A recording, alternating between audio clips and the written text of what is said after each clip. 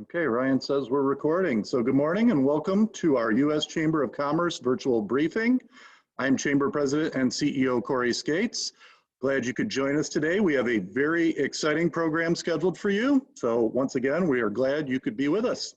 Before we get started, I'd like to introduce some of our special guests from the U.S. Chamber's Southeast Region team. We have with us Brent Manning, and I think Clark Jackson's going to be joining us as well. Just wanted to welcome you both and thank you for all that you do to assist us in our advocacy efforts. Thanks, Corey. As for the program, we ask that all guests remain on mute. If you have any questions, please place them in the chat section, and if time permits, we will address them. Additionally, if you'd like to learn more about our presenters, please see the attached document in the chat section. Today's briefing will begin with a discussion of a topic that is a focus of our Lakeland Chamber's Prosperity Polk initiative, and that is the topic of equality of opportunity. The discussion will be led by Latricia Boone, Vice President of the Equality of Opportunity Initiative at the U.S. Chamber of Commerce. We will then discuss another issue that has received local and state attention, that being the issue of broadband outlook and policy. On this topic, we will hear from Jordan Crenshaw, Executive Director and Policy Counsel at the Chamber Technology Engagement Center, or CTEC. We will conclude the briefing with a small business outlook from Jaclyn Neuman, Senior Manager of Small Business Policy at the U.S. Chamber. We will begin the briefing this morning with Latricia. Welcome and thank you for joining us.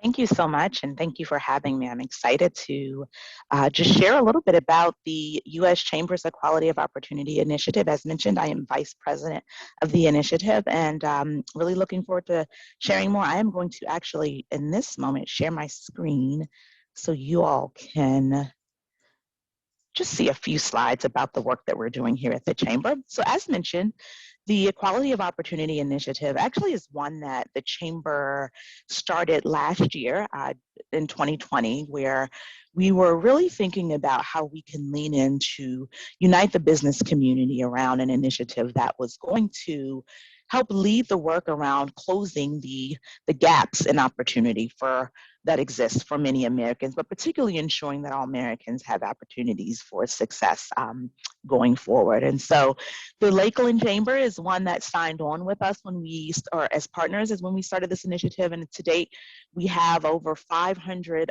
more chambers across the country that have been working with the U.S. Chamber to ensure that we are moving this work forward, of course, at a national level, but even more important that the state and local levels, that when we talk about closing opportunity gaps, that this work is really seeping into communities across the country, and we are able to move this work in big ways.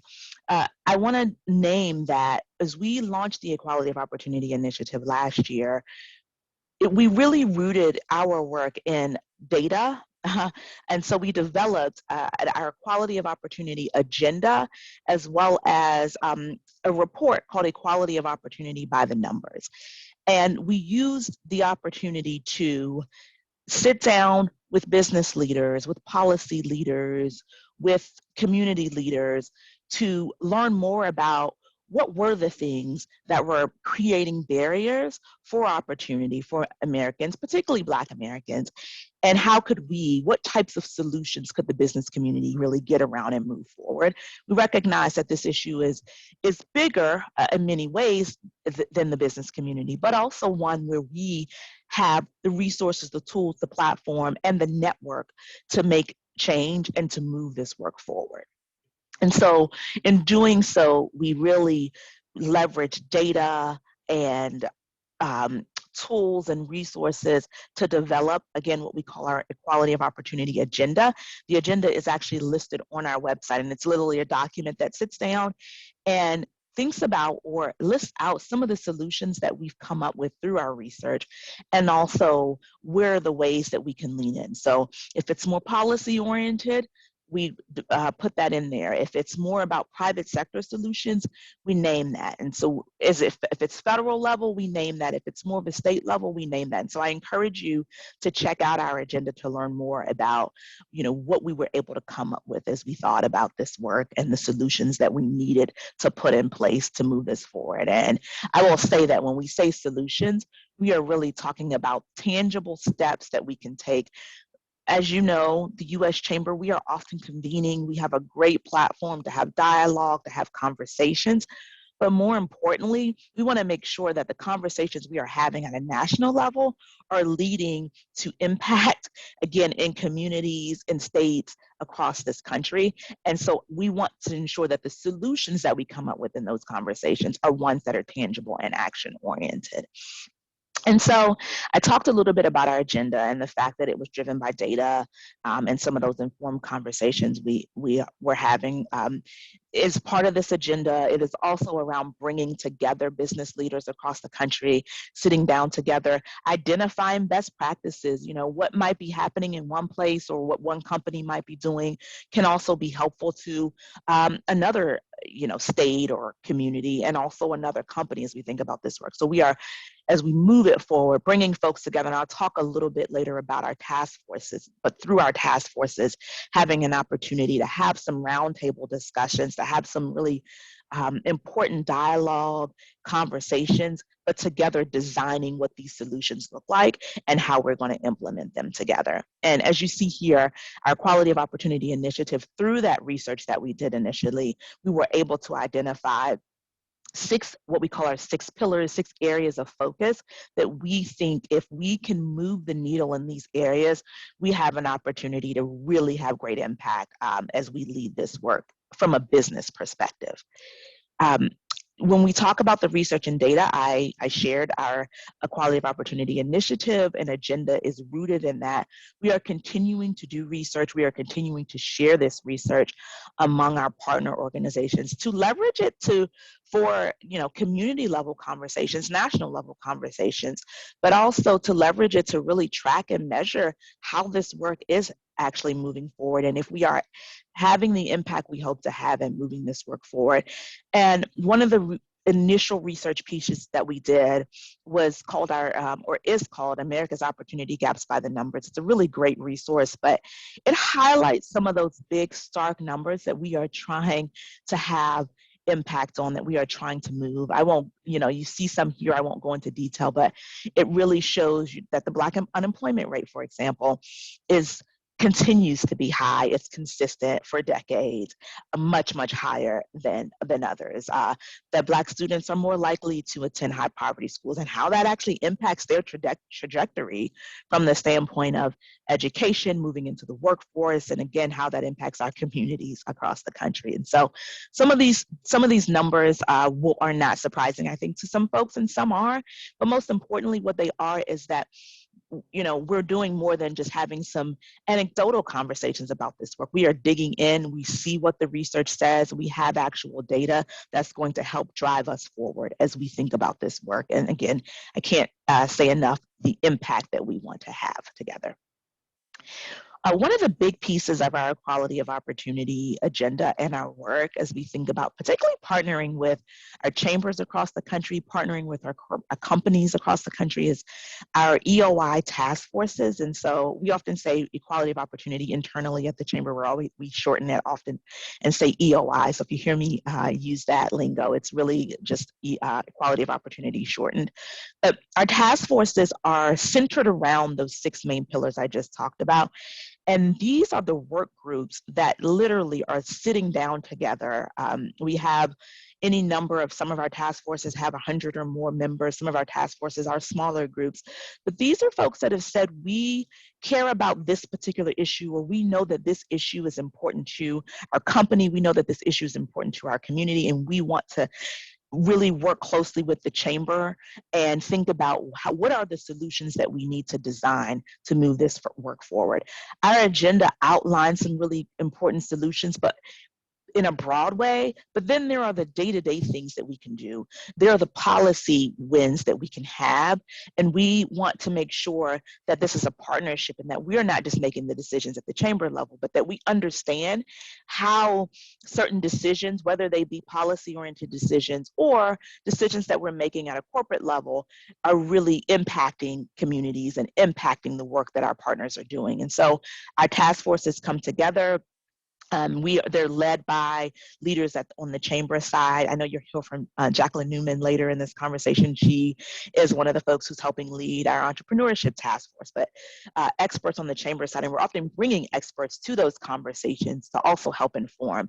But at the end of the day, those conversations from our task forces, that work group, is about designing those solutions, pulling out that data, designing those solutions, and then moving us to supporting legislation, pushing for legislation. Ultimately, we hope to be able to co-create with policy leaders as we inform the work that they're doing. And then on the private sector side, because our EOI agenda is really about both private and public sector solutions. On the private sector side, our companies are finding that they are learning a lot through our task force experiences, and they are having an opportunity to go back inward to think about how they can implement or what they can implement, because they are learning from other companies around what the best practices are and what that actually means, and also building partnerships among each other in terms of moving this work forward. Some areas that we've learned from our corporate partners that are really important to them: the supplier diversity for sure, entrepreneurship definitely, education and employment, workforce issues. Those are the ones that we are seeing a lot of activity and a lot of interest in. But these other issues are truly important to EOI writ large, and so we want to make sure that we are engaging folks in all these ways. I will just say, if you all are interested in learning more about our task forces and just the EOI work in general, please do not hesitate to reach out to me. I know our contact information will be listed. I'm happy to get you connected to our task forces and also just share some of the things that we've learned and we've done thus far in this work. As we are moving this work forward, we have had the opportunity and been very active in the legislative and policy space, and to date have endorsed over 14 bills. We are continuing to endorse legislation, also inform legislative activity. So when we see bills that may not be as promising for the work that we're doing, we are sharing some of that data. We're sharing what we're learning from our member companies, as the chamber does with all issues, but particularly as we think about EOI, that's the work we're doing.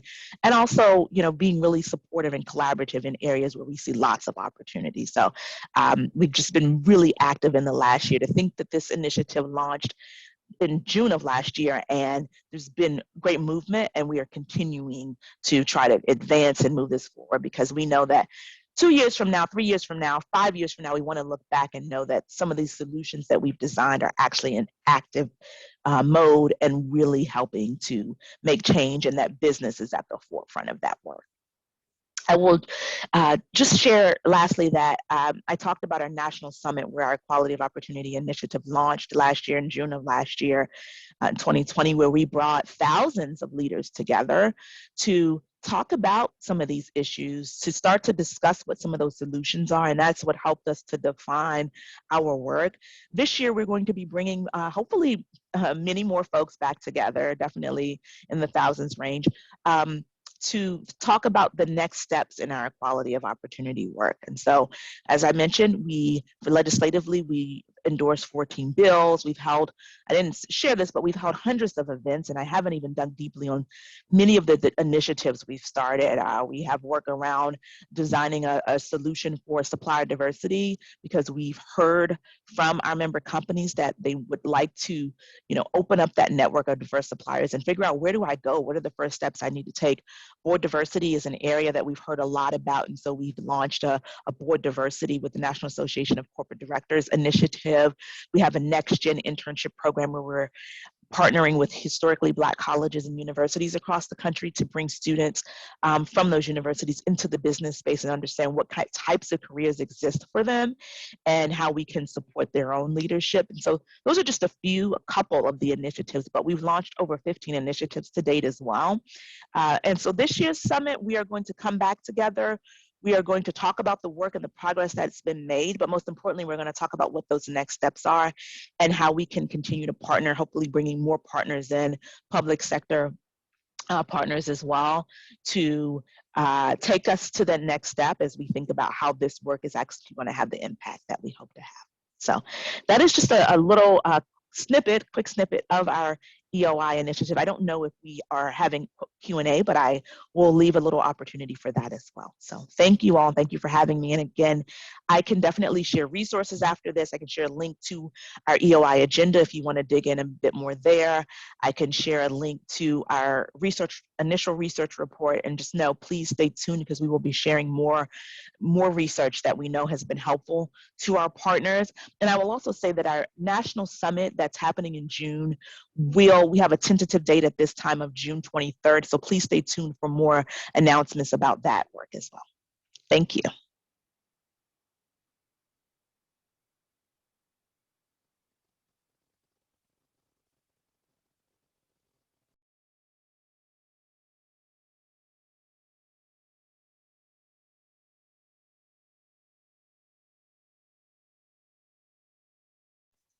And I'm happy to answer any questions that folks may have as well. If you have any questions, please place them in the chat, and we'd be happy to address them. And next we have Jordan. I believe he's on the line. So Jordan, you should be a co-host if you would like to take over. All right, well, good morning. Thank you for having me today. My name is Jordan Crenshaw. I'm Executive Director of the Chamber's Technology Engagement Center, or CTEC. CTEC was stood up about 6 years ago to tell the story of how technology is improving the lives of Americans, but also to advocate for rational policy solutions on Capitol Hill and also in the states. I'm here today to talk about some of the work I do on broadband and ensuring that all Americans have access to the internet. Actually, in October of 2020, CTEC released its tech agenda, which you can find at americaninnovators.com/tech upgrade.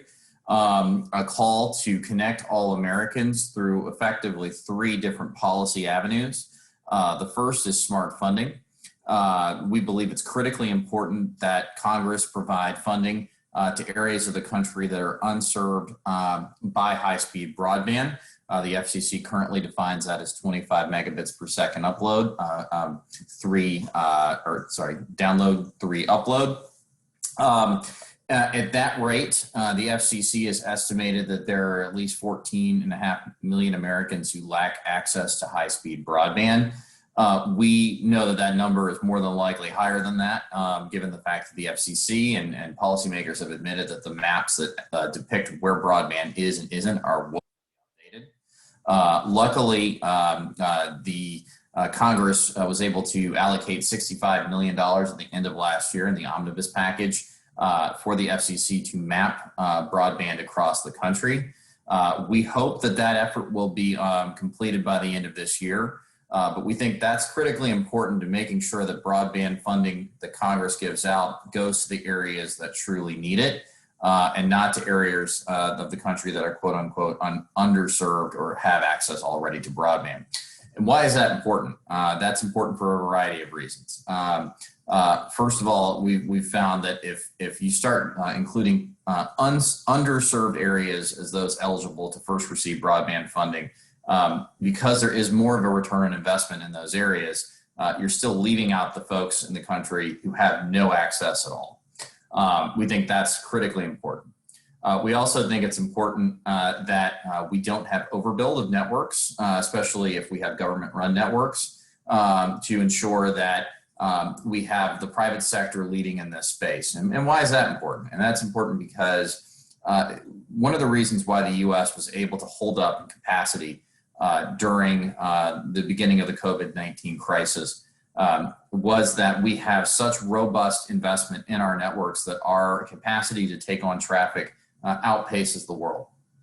For example, countries in Europe and the European Union were asking some website providers to slow down traffic because they had concerns about whether or not they would be able to deal with the capacity shifts as a result of things like work from home, telehealth, streaming.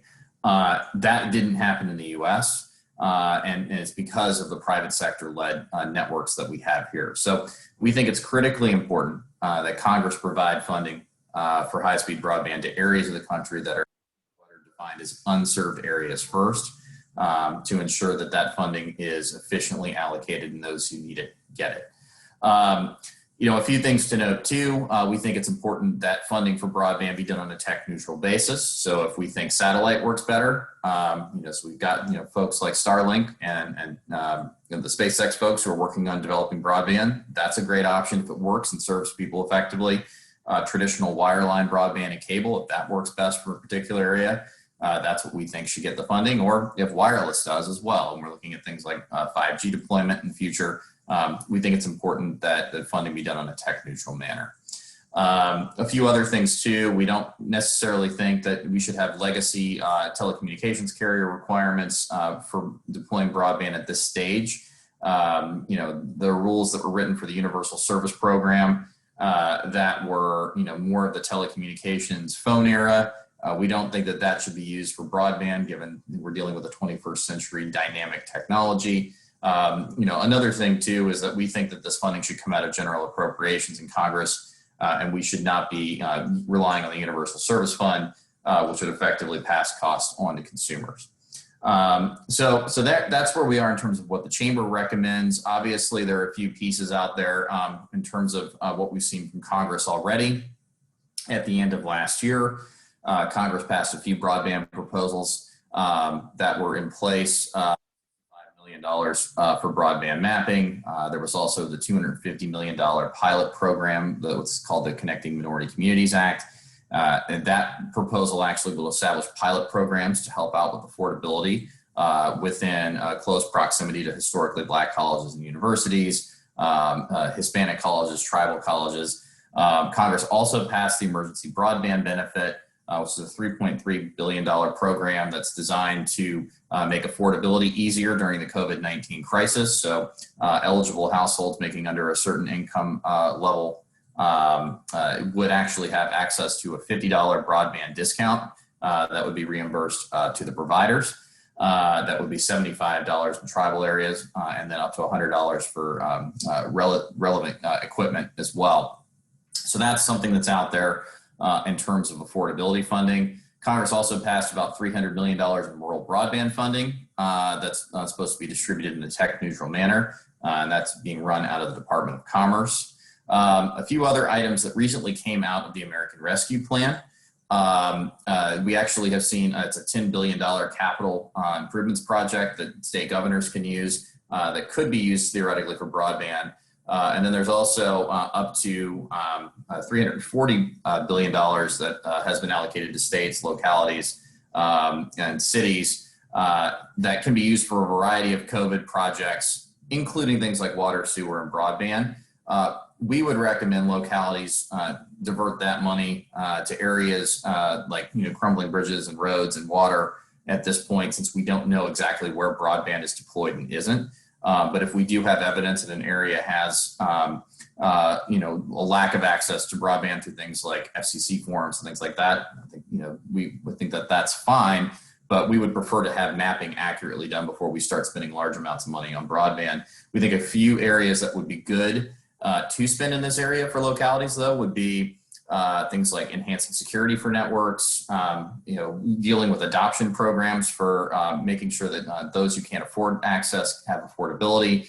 One other area too is making sure that local permitting offices are fully staffed as a result of COVID-19. A lot of permitting offices either had to reduce budgets or there was already a bottleneck in place before the pandemic, and the pandemic exacerbated that. That's one of the things we're realizing is actually harming deployment of broadband at this time too, is that there are a lot of projects that are ready to go, but local permitting authorities just don't have the funds, the staff, to actually green light those projects to get them out the door, or at least provide an answer so there's some capital certainty for those looking to put up projects. So we think it's important that local and state governments work on ways to streamline permitting At the same time, that funding we think should be used for making sure that those offices can get some decisions relatively quickly. We do think it's important that Congress provides some work with state and local governments to figure out ways to codify some streamlined permitting protections. But that's also going to be another way that we can actually get revenue neutral deployment at that point, just by getting some decisions out of permitting offices. Finally, the other issue too is you need to have smart regulation when it comes to broadband. So regulations matter, and regulations, if they're good or bad, have an increase effect on investment if you have good policies, and a decreasing impact if you have bad policies. And one thing we are concerned about is an attempt by federal regulators this year to potentially bring back public utility style treatment of broadband under Title II of the Communications Act. This was done during the Obama administration. And when that was done, that was the first time we've ever seen private sector investment decline in broadband outside of a recession. So this is not the right time to be imposing public utility style regulations on the internet at a federal level or a state level. It was actually, I think it's telling that even after it was obvious in 2016 that policy would shift, we began to see investment increase again. So we would like to continue to see the internet with a light touch regulatory approach at the FCC and on state level. So I know there's a lot to unpack in terms of the broadband question, but I'm happy to take any questions y'all may have.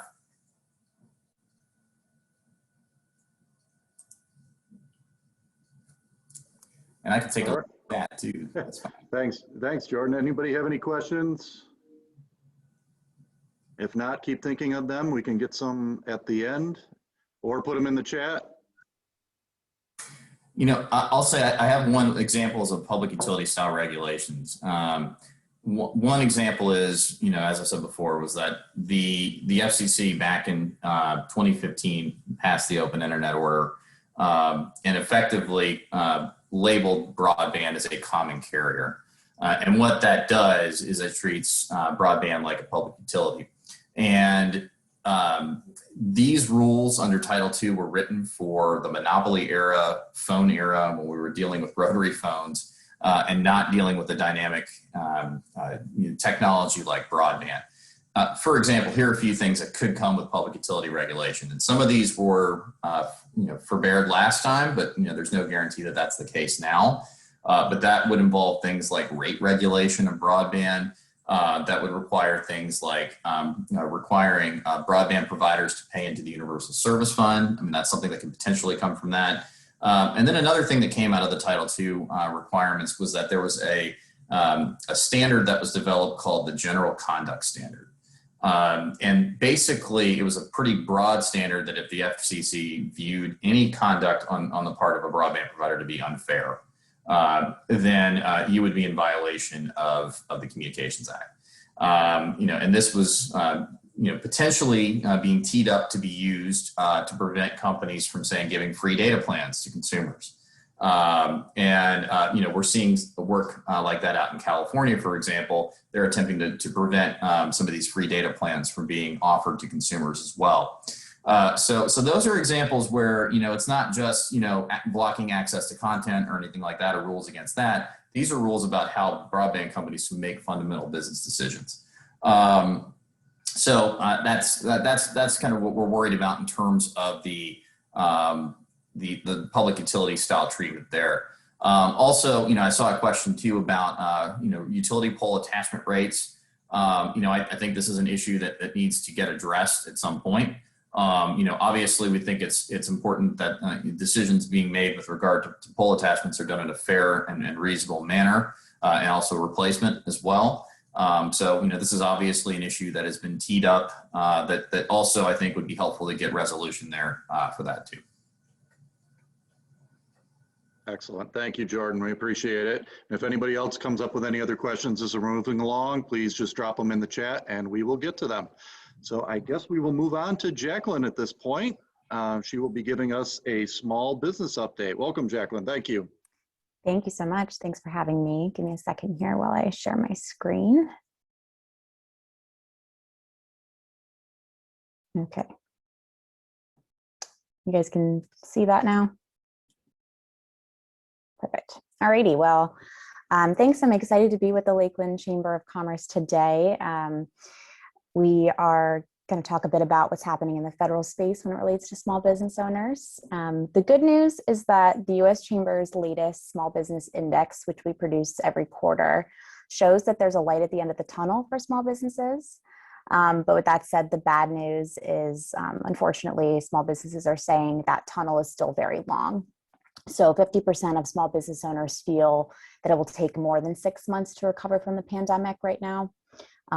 That's again specific to industry and sector and demographics, but there is a long road ahead still. So 5 interesting findings that came out of the report last quarter, which was released mid-March. The outlook is turning more positive, but it remains below pre-pandemic levels. So this is a positive sign. Small business sentiment about their cash flow is almost back to pre-pandemic levels. Another positive sign, more small business owners are expecting to hire in the coming year. 32% of small businesses plan to increase hiring over 2021 and 2022. But with that said, views of the economy are declining. Whether it's the local economy or the national economy, small businesses see a business climate that's still on the mend and needs more help. A majority are rating the overall health of the U.S. economy as poor. That same downbeat assessment includes their local economy. So 43% of small businesses are rating the economy as poor. Most businesses are seeing months to a year, like I mentioned before things return to normal. So despite the growing availability of vaccines, most small business owners do not anticipate the economy returning to normal anytime soon. 6 out of 10 businesses predict it will take 6 months to a year. And still more businesses are envisioning operating indefinitely in the new business climate. 45% of small businesses surveyed last quarter say they can operate indefinitely without shutting down in the current environment. So that's a plus.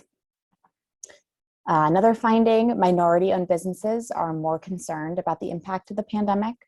So according to the CDC, there is increasing evidence that some racial and ethnic minority groups are being disproportionately affected by COVID-19.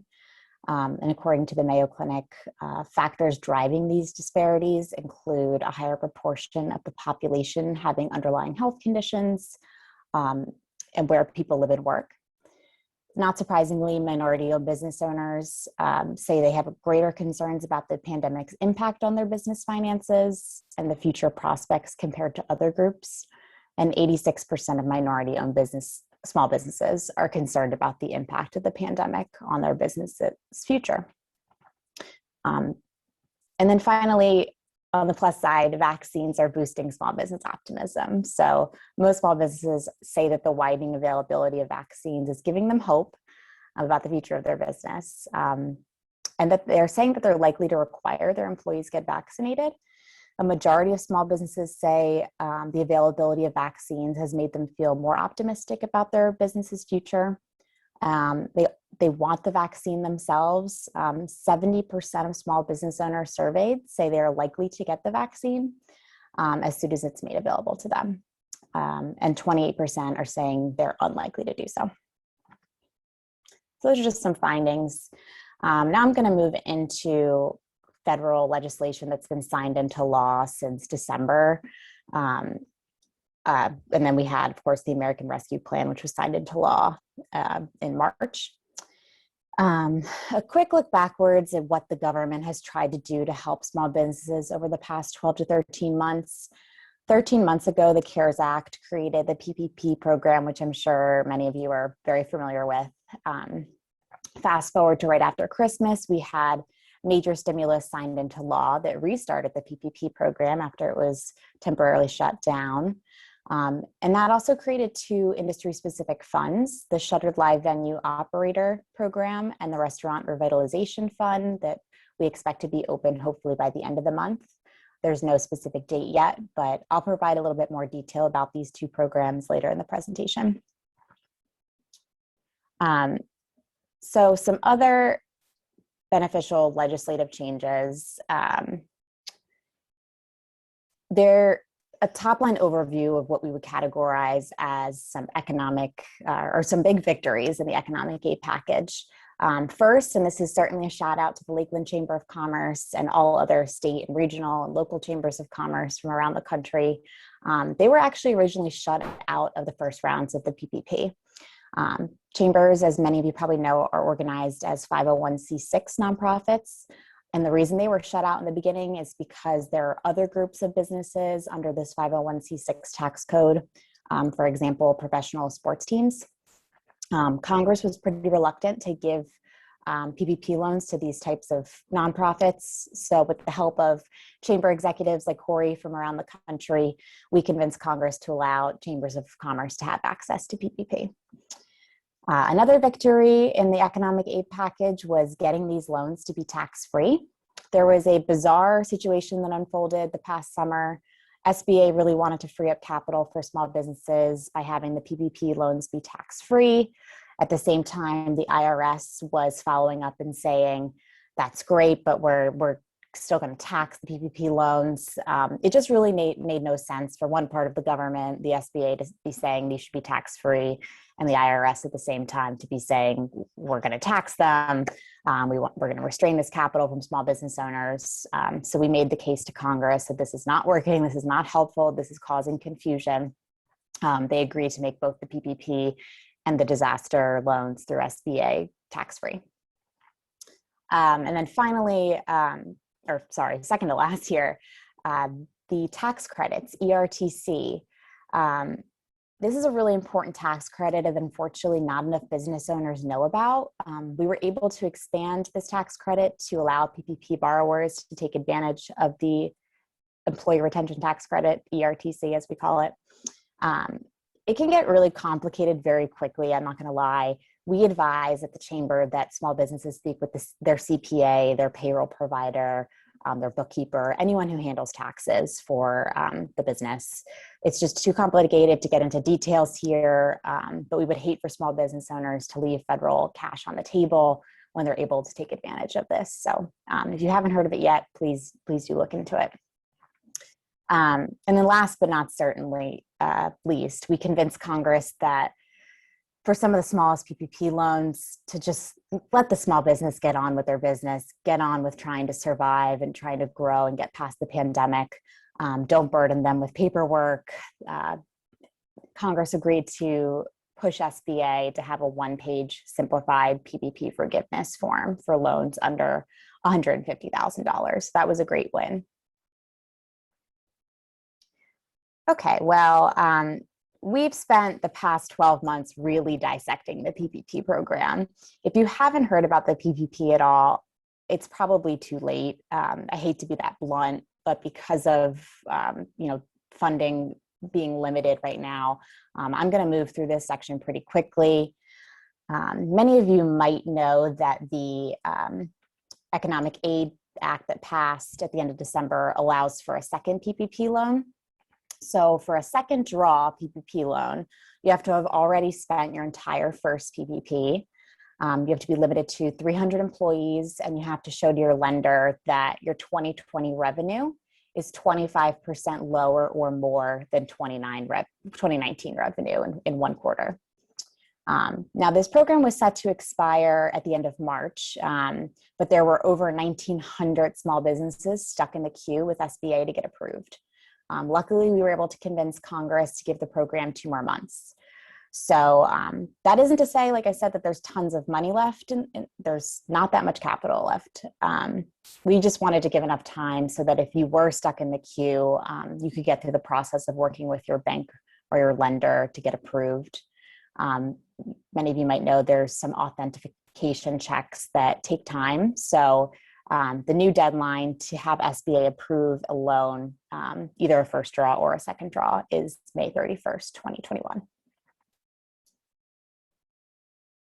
Okay, so I know I mentioned this briefly before, but the Employee Retention Tax Credit, something interesting to discuss here when we talk about the ERTC. The census has surveyed small businesses throughout the entire pandemic and has found that over 80% of small business owners know about the PPP, but less than half of 1% know about the ERTC. We have a lot of opportunity here to take money off the table that's there to help small businesses who have employees. So please ask your CPA, your bookkeeper, your tax preparer, your payroll provider, whoever does your taxes, push them to find out how you can take advantage of the ERTC. I'm going to skip through this pretty quickly because I'm not a CPA or a bookkeeper, and it gets complicated fairly quickly. I don't mean to be slapping it off to somebody else, but it's a respectful profession, and they're going to know how to handle the ERTC better than we can. So, okay, so touching on SBA's specific loan program, the Economic Injury Disaster Loans. This is SBA's longest standing disaster recovery program. They have an acronym, EIDL, as we call them in Washington. They continue to be SBA's financial aid for small businesses, but I want to be really clear, they are 30-year fixed loans, not grants. A key difference here is they come directly from the US government instead of a traditional bank lender. You have a loan agent who works for the US government. Aside from that, it is very much a traditional loan and it is not forgivable. New news on the EIDL that came out last week, the calculation is 24 months of working capital with a max loan now of $500,000. SBA raised the limit. Previously, it was capped at $150,000. This was an initiative of the new SBA administrator. She really wanted to up the max, so thankfully they are raising it to $500,000. I'm hoping the URLs listed on this slide can be useful. I know there's been some frustration, people not getting calls back from SBA's customer service, mostly because of the volume that they're dealing with. And that volume certainly goes up anytime there's a natural disaster, because this program was created to help businesses after a natural disaster and then was expanded to cover the pandemic as well. Okay. Flying through this here, there's a lot to cover though. So this is one of the targeted programs that came out of the Economic Aid Act that passed after Christmas, getting into how they targeted money for those who needed it most, the Shuttered Venue Operator Program. There's good news here and there's bad news here. The bad news is SBA tried to open up this program last week for applicants, but it was shut down after a few hours due to the system becoming completely overwhelmed. There is so much need here. Museums and theaters were recently added to the list of eligible businesses who can take out these grants. So with that said, the program is going to run out of money very quickly. It is closed right now. They're trying to get the system back up and running. But the good news is SBA is working on getting it up. We expect it to be back up soon. An applicant can get 40% of their 2019 revenue up to $10 million. So these are pretty sizable grants. So in this slide, there are two immediate action items. So if you're a business owner or you know a business owner in the community that depends on revenue from ticket sales for an event, you qualify for this program. The two things you should do are get a DUNS number, which is a numeric identifier. You could do a quick Google search on how to do this. After you get a DUNS number, you have to register with the government grants portal, which is sam.gov. Little Uncle Sam, if you need to remember that, sam.gov. By the way, this is all free. It takes time, and time is money. We know that, but it is free of charge. So if you're getting any sort of solicitation or a request to pay a fee, it's a scam. You aren't able to apply to this grant program unless you have a DUNS number and you're registered with sam.gov. You need the DUNS number in order to register for sam.gov. So just share that with anyone you know that would qualify for this. I know there are business owners who desperately need this money because they've been unable to hold any events that produce revenue throughout the pandemic. If you have any questions, I'll put my email in the chat. I know there are some questions that are coming out of this program, as well as the next one I'm going to cover, which is the Restaurant Revitalization Fund grants. This is a brand new part of the American Rescue Plan. The portal for this program has not yet opened, so there's a lack of detail on how to apply right now. But there is one change that happened, I think it was about 2 weeks ago. SBA is not going to require you need the DUNS number or register with sam.gov for this program, so that's a plus. The website linked here on this slide provides the latest data and information on the restaurant revitalization funds. This site was created by the National Restaurant Association, which has really led the charge on the Restaurant Revitalization Fund program. So look into that. I know restaurants have been heavily impacted by the pandemic and are really trying to recover. Thankfully, I think things are looking a bit upward for them, but it will be a great program when it opens. So more information is available at this link. Okay, finally, we are at the resources slide. This is simply a visual to make sure you know that we are partners with the Lakeland Chamber of Commerce and thousands of others, chambers of commerce, to make sure that you can get the latest information on all of these programs and resources. So it's a pretty big shift from the historical U.S. Chamber of Commerce. We've always primarily been a lobbying group and an advocacy group. But at the beginning of COVID, we heard pretty loud and clear from small businesses that they need some sort of translation of all the resources out there, and they need that boiled down. So we tried to meet that challenge with the guides that are online and listed here. There are also tons of others. If there's something impacting the small business community, we probably have a guide for it. The platform that I definitely recommend you look into is called Grow with Co. It's the U.S. Chamber Small Business Platform. The website is growwithco.com. And I'm not kidding. Like if you have a question, there's an article on there. It's super helpful. You could sign up for their newsletter. It comes out every Tuesday. Just some really great content if you're looking to learn about any of the programs I just discussed, but also happy to answer any questions. And I'll put my email address in the chat box in case you think of anything after this presentation. So with that, I'll stop sharing my screen. Happy to answer any questions that you might have. All right, thank you, Jaclyn, so much. Anybody have any questions? You can drop them in the chat, raise your hand, do all those Zoom things that we do. I just wanted to first thank Jaclyn and the entire team at the U.S. Chamber for their advocacy throughout this. I know we have shared numerous publications that the U.S. Chamber has put out, but one thing I wanted everybody on the call to realize is when it came to PPP, the U.S. Chamber continued to fight for this in spite of the fact that due to the lobbying restrictions that are involved, they're not even able to participate themselves. So that speaks really highly of the work that they did. So thank you for that and the advocacy for the local chambers of commerce. I know it's been a huge benefit for us throughout everything that we've had to go through in the pandemic. So thank you for all that you do at the U.S. Chamber. Are there any hopes of adding more funds so that the PPP stays solvent through May 31st? I think there are discussions on the Hill about potentially adding more funds. Right now, the U.S. Chamber has not been involved in the conversation yet. We are really focusing on targeted relief for industries that need it most, which is why we're a big advocate for the two programs, the shuttered venue and the restaurant revitalization. There are some industries that have just been so impacted, and we really want to make sure that they get money. These programs, are effective. There's enough money for them to hit those industries that have really been shuttered. Right, perfect. One other question I had, it's just an issue, it's kind of off topic from what we talked about this morning a little bit, but we've taken a position as an organization in opposition to the PRO Act, just in terms of Florida being a right to work state. Any updates on the status of that for our investors? So I know the PRO Act, parts of it were included in the introduction to the infrastructure bill that the administration put out. Was it last week or two? I think it was 2 weeks ago now.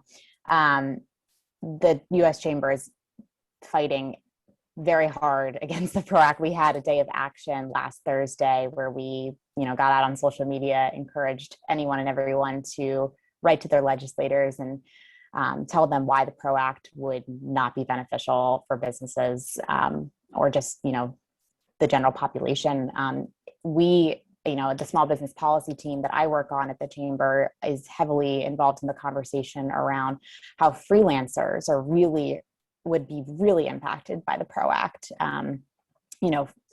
If you talk about the free enterprise system, freelancers are just what you think of. Anyone that wants to work for themselves, be their own boss, you can freelance in this country. And the PRO Act would really make that difficult. And with that said, we work with small business owners who rely on freelancers as well. It would really shutter their business if, freelancers weren't able to, provide their own work, be their own boss, do their own job. So we're really invested in this issue. It's something that we're fighting. Our lobbying team is fighting day in and day out, meeting with senators, talking about how, this would really impact the business community negatively. I think there's a few Democrat senators who are not really on board with the PRO Act right now, but our team is working to convince a few others. Yeah, and one of the big issues with that is for individuals that are members of organizations that have unions, if they don't pay dues, they still have to be represented when it comes to their contracts and things of that nature. Under this, they will be required to pay union dues. Yes. So there's a lot of different aspects to this. So if you haven't read up on the PRO Act, we would really recommend that you do so and get familiar with it, because it is going to have a significant impact on states like Florida. Yes, so, definitely. Any other questions for Jaclyn? I know Maria, I saw she in the chat had a question for Latricia. I think Latricia's still here. I'll try to unmute Maria. Yes, I am still here. All right. Oh, hello. So Latricia, I Yes. don't know if you see me. Hi. I really appreciated what you taught, and I have a bit of a dilemma. So I am, first of all, an immigrant myself. I came to the US with nothing but the dream to live in America, and I have been blessed beyond my expectations due to hard work, perseverance, and so on. And I am a simple woman in my outlook. I hear you talk about, and I had to make notes because I'm a bit confused.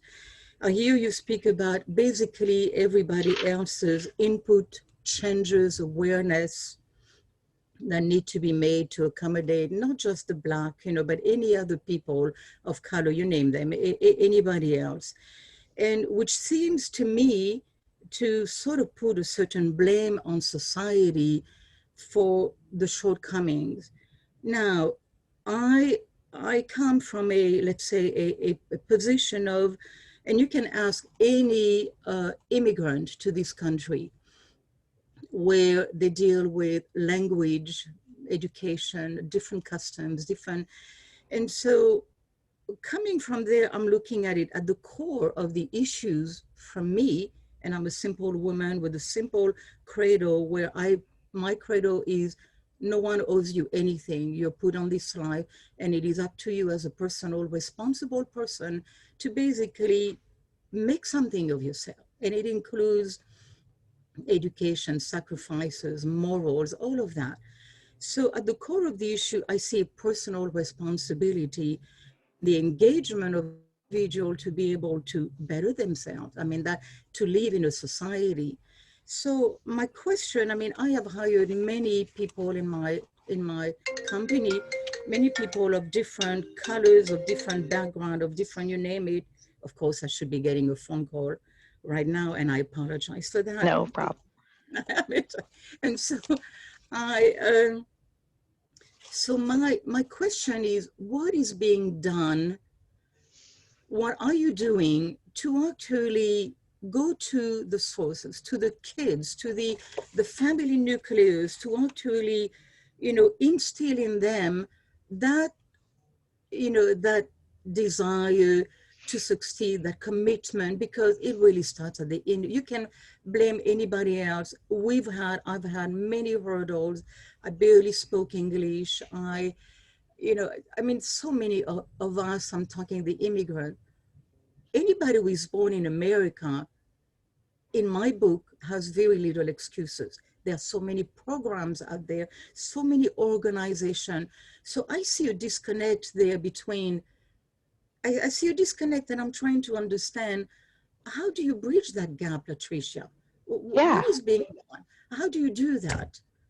Yeah, so thank you, Maria. I really appreciate you sharing your own personal story and some of the, where there is disconnect for you. I will say also that I also come from an immigrant family. Actually, my mom immigrated to this country, so I definitely understand the immigrant story and understand just many things and hurdles and battles that folks have to face as they are trying to reach that level of success or attain that dream or whatever it is. And truly through the immigrant story, most folks are coming here for opportunities to the United States.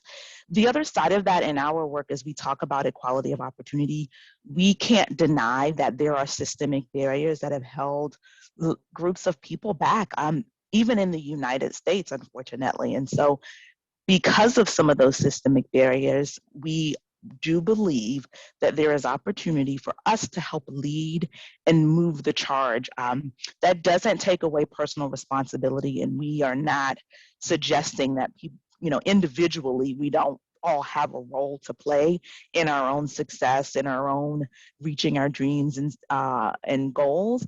But we do believe that there are some systemic things that we can do at the levels of influence and where we are to help support and close some of those gaps that exist as a result of systemic barriers. So that being said, as you think about your question of like, how do you get to individuals and communities, we partner with nonprofits and other organizations who are doing that very work. And so we do not believe that there is one thing to help move the needle. We believe that it is an ecosystem, that it is a full community, and that there are a lot of folks that play a role.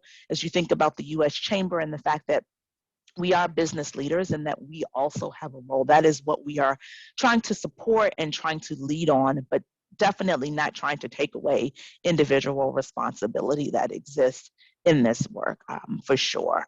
And I will also just say, I have my own journey and my own experience, just as you, Maria, have. Again, appreciate hearing your story of being an immigrant, because I come from an immigrant family, and the values and the hard work and all those things have definitely been core to my story. But I also don't want to assume that folks who are struggling or have challenges are not leaning in their own personal responsibility. And so I don't want to create a story for any one individual that, because I don't know their story, we just want to do the work we can from the place that we sit to support this work and continue to work with community leaders who are trying to support and help others lean into values and other things that are going to move this work forward together. I am happy also at any point in time, I can share my email address if you want to talk a little bit more about this and dig in more on some of the solutions that we're coming up with and the work that we're doing.